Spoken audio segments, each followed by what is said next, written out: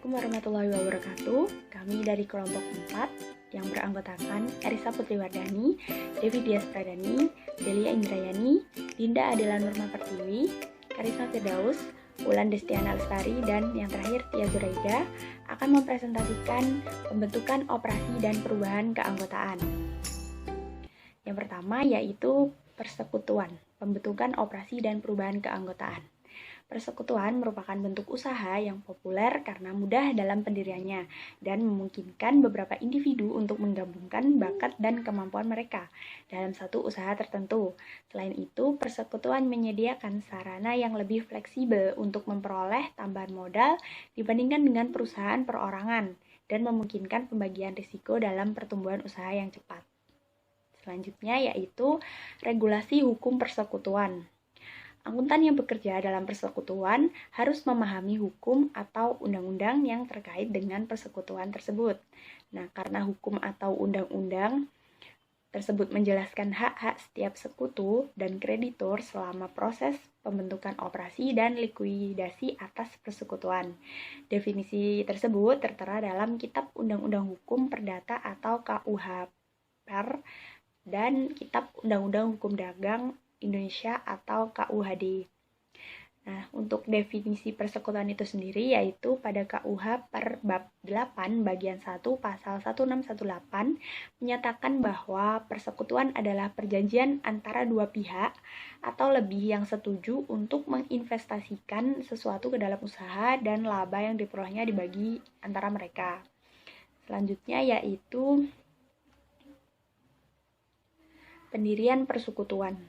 Nah, akte pendirian persekutuan harus mencakup hal-hal berikut. Terdapat 5, yang pertama yaitu nama dari persekutuan dan nama dari para sekutu. Yang kedua yaitu jenis usaha yang akan dijalani dan jangka waktu perjanjian persekutuan. Yang ketiga yaitu kontribusi modal awal dari masing-masing sekutu dengan metode di mana kontribusi modal di masa depan diterapkan. Yang keempat yaitu penjelasan lengkap tentang distribusi keuntungan dan kerugian termasuk gaji, bunga, atas saldo.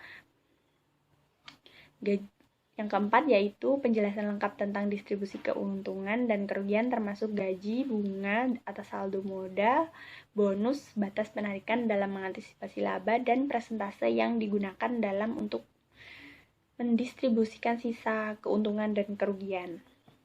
Dan yang kelima yaitu prosedur yang digunakan dalam persekutuan tersebut, seperti penambahan sekutu baru dan pemberhentian sebuah sekutu. Yang terakhir yaitu aspek lain dalam operasi yang diputuskan oleh sekutu, seperti hak manajemen dari masing-masing sekutu, prosedur pemungutan suara, dan metode akuntansinya. Selanjutnya akan dijelaskan oleh teman saya. Selanjutnya yaitu karakteristik utama lain persekutuan. Berikut ada beberapa hal yang terkait dengan pembentukan dan operasi persekutuan yang terkait dengan penghentian dan likuidasi persekutuan, antara lain 1. Perjanjian persekutuan. 2. Persekutuan sebagai entitas terpisah. 3.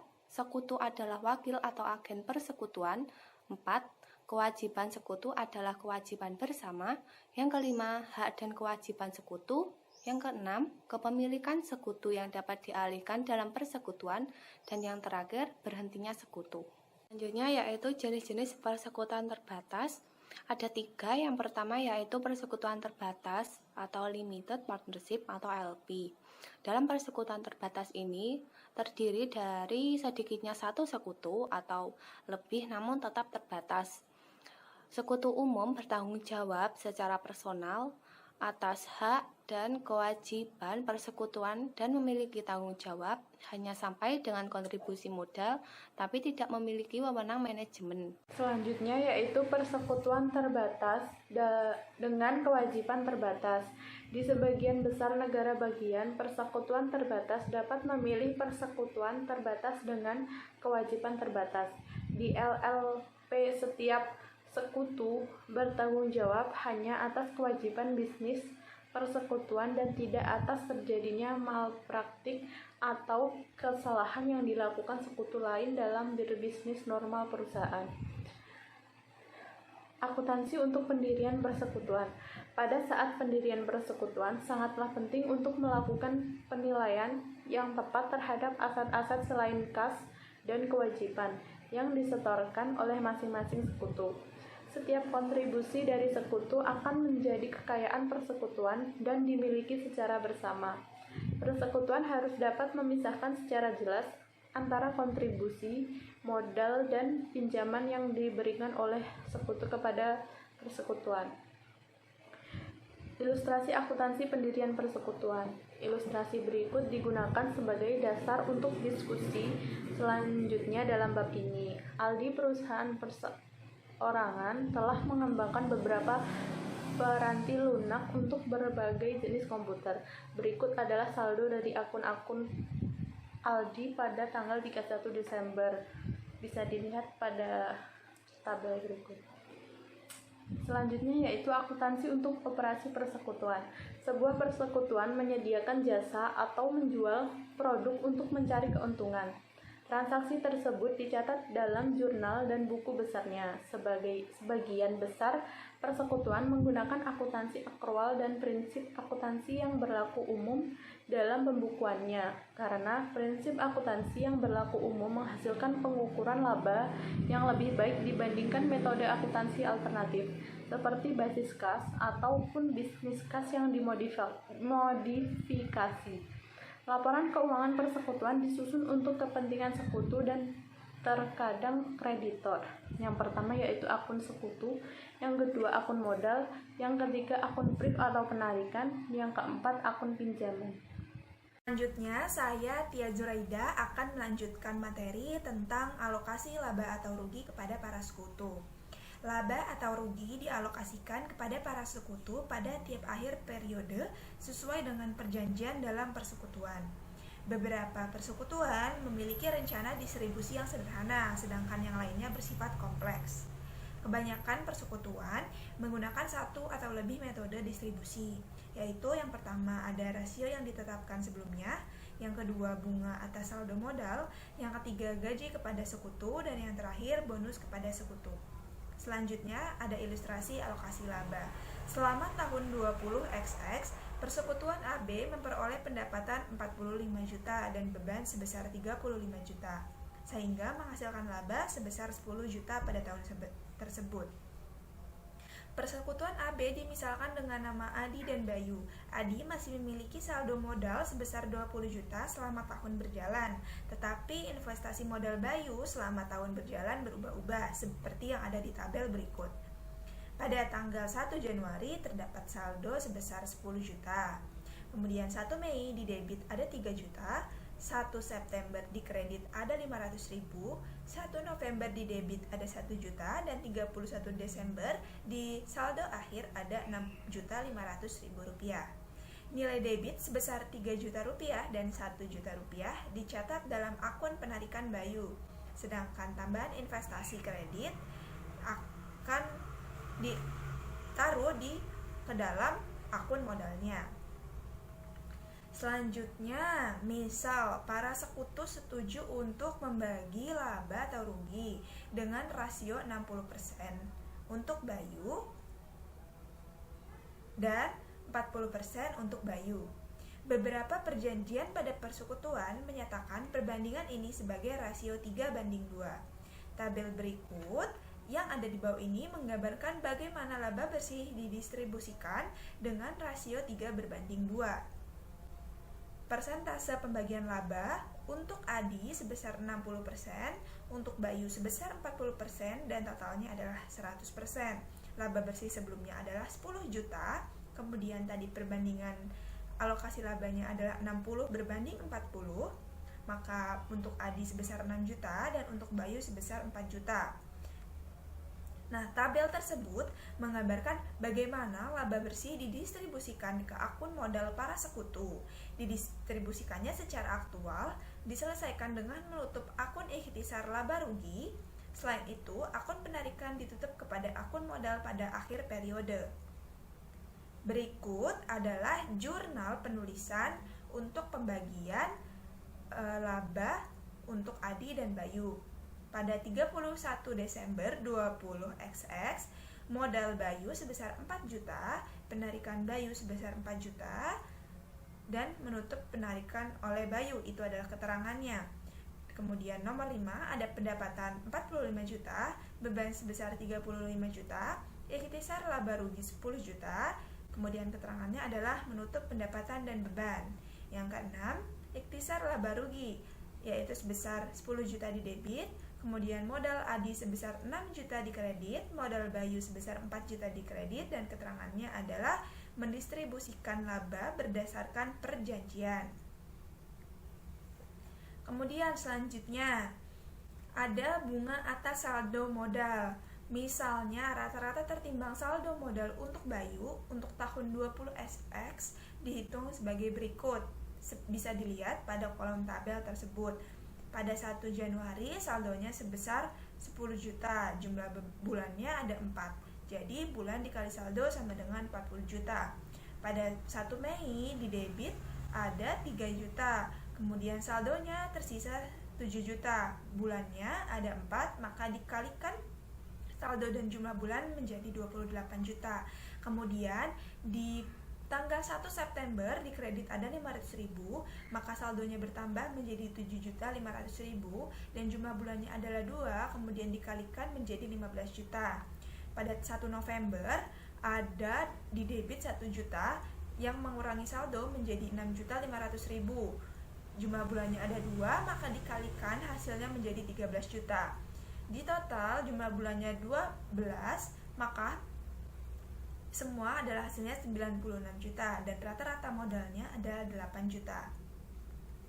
Kemudian, jika Adi dan Bayu setuju mengenakan bunga 5% 15% atas rata-rata tertimbang saldo modal dengan sisa laba yang akan didistribusikan pada rasio 60/40, maka distribusi laba sebesar 10 juta akan dihitung seperti tabel di bawah.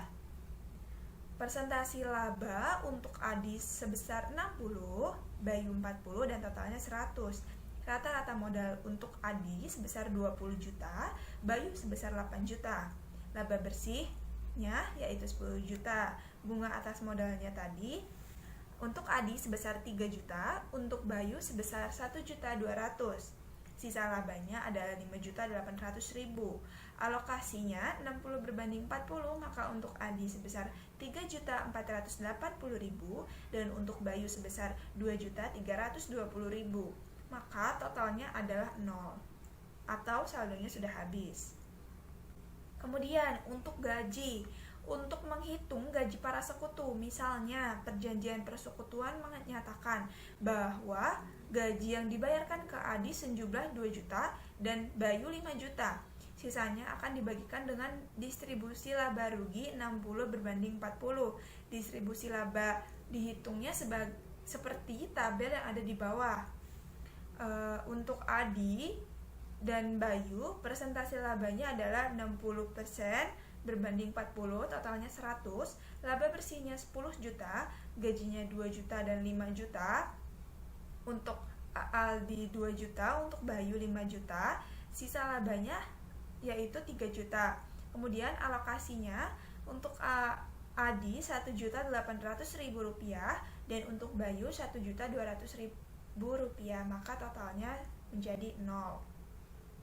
Kemudian untuk bonus, misalnya bonus sebesar 10% dari laba akan dikredit pada modal Bayu jika laba melebihi 5 juta.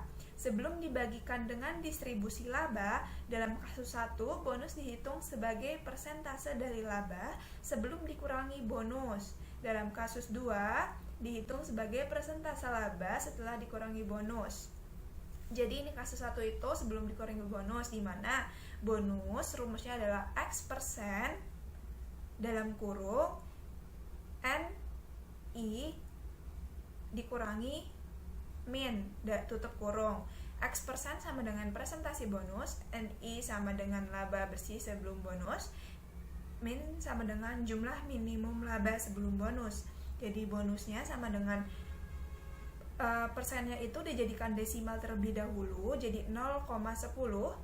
10 juta dikurangi 5 juta sama dengan 500.000. Yang kasus kedua, setelah labanya itu dikurangi bonus, jadi 0,10 dalam kurung 10 juta dikurangi 5 juta dikurangi bonus, maka 0,10 dalam kurung 5 juta dikurangi bonus tutup kurung sama dengan 500.000 dikurangi 0,10 dikali bonus. 1,10 dikali bonus sama dengan 500.000 dan 500.000 tersebut dibagi oleh 1,10, maka bonusnya menjadi Rp454.545. Kemudian selanjutnya ada alokasi laba dengan basis berganda atau majemuk.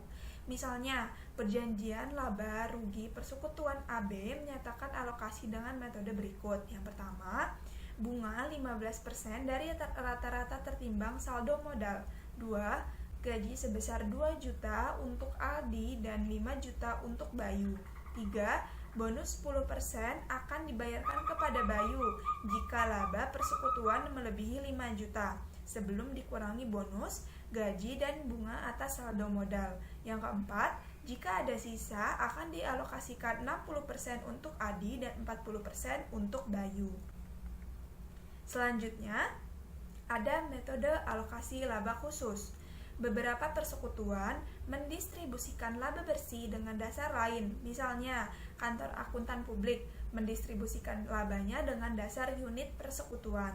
Seorang sekutu baru memperoleh jumlah unit dan tambahan unit yang ditugaskan oleh komite kompensasi dengan cara memperoleh klien baru, menyediakan persekutuan dengan keahlian di industri tertentu, bertugas sebagai managing partner atau menerima berbagai tanggung jawab lainnya. Selanjutnya akan dilanjutkan oleh rekan saya. Selanjutnya, saya Wulan Destiana Lestari akan menjelaskan mengenai metode alokasi laba khusus, yang mana dalam metode alokasi laba khusus ini, beberapa persekutuan itu membagikan laba mereka dengan kriteria tertentu, misalnya berdasarkan jumlah klien, tahun bekerja dengan perusahaan, atau posisi sekutu dalam perusahaan.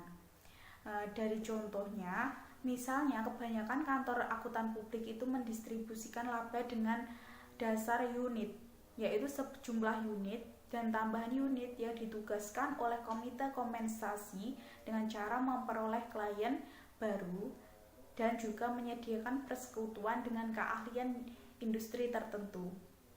Selanjutnya juga bertugas sebagai managing partner atau menerima berbagai tanggung jawab lainnya.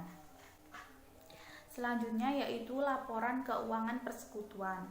Dalam laporan keuangan persekutuan biasanya terdapat yaitu laporan laba rugi, laporan posisi keuangan, dan laporan arus kas. Ditambah lagi ada biasanya laporan modal para sekutu atau yang sering disebut laporan perubahan ekuitas, yang mana disajikan dalam PowerPoint berikut ini, di mana laporan tersebut menunjukkan bahwa saldo pada 1 Januari yaitu dari total para sekutunya yaitu 30 juta, yaitu dengan ditambah dengan investasi tambahan dan juga distribusi laba bersihnya di total dengan nilai 40.500.000.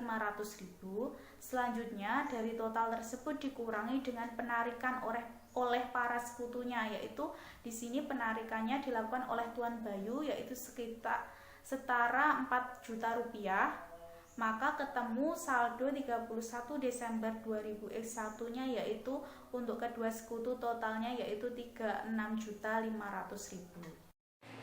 Selanjutnya yaitu perubahan dalam keanggotaan. Banyak persekutuan yang tetap melanjutkan operasi bisnisnya dan persekutuan mungkin saja membeli kepemilikan sekutu yang berhenti pada harga pembelian. Harga pembelian adalah nilai estimasi jika aset dijual pada harga sama dengan atau lebih besar dari nilai likuidasi atau nilai yang menjadi dasar penjualan seluruh bisnis jika bisnis tetap berjalan tanpa sekutu yang keluar tersebut. Kemudian persekutuan diakhiri pada saat tersebut dengan pembayaran seluruh kreditor persekutuan dan penghentian bisnis. Konsep-konsep umum untuk mencatat perubahan keanggotaan dalam persekutuan.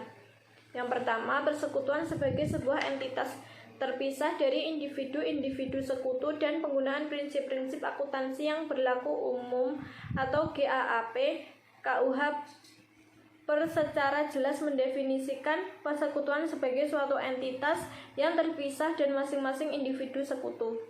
Yang kedua, persekutuan sebagai sekumpulan hak kepemilikan sekutu dan penggunaan akuntansi non-GAAP para sekutu dalam perusahaan swasta dapat saja memilih mengikuti metode akuntansi non-GAAP untuk memenuhi kebutuhan informasi tertentu.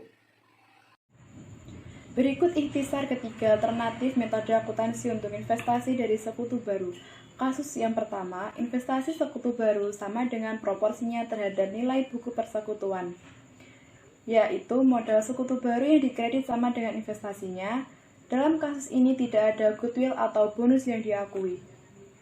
Kasus yang kedua, investasi sekutu baru lebih besar dari proporsinya terhadap nilai buku persekutuan, dengan maksud revaluasi aset atau pengakuan goodwill meningkatkan modal persekutuan yang dihasilkan. Peningkatan tersebut dialokasikan kepada sekutu lama dengan rasio laba atau rugi masing-masing.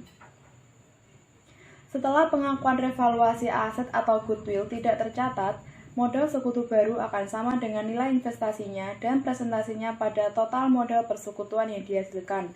Dengan menggunakan metode bonus, modal persekutuan yang dihasilkan akan sama dengan jumlah modal sekutu lama ditambah investasi dari sekutu baru. Kasus yang ketiga, investasi sekutu lebih kecil dari proporsinya terhadap nilai buku persekutuan. Dengan maksud, menggunakan pendekatan revaluasi aset, penurunan nilai aset akan mengurangi modal sekutu lama sebesar rasio laba atau rugi masing-masing. Modal sekutu baru dikredit sebesar nilai investasinya. Dengan metode goodwill dialokasikan kepada sekutu baru dan modal persekutuan yang dihasilkan meningkat. Modal sekutu baru akan dikredit sebesar persentase kepemilikan terhadap modal persekutuan yang dihasilkan.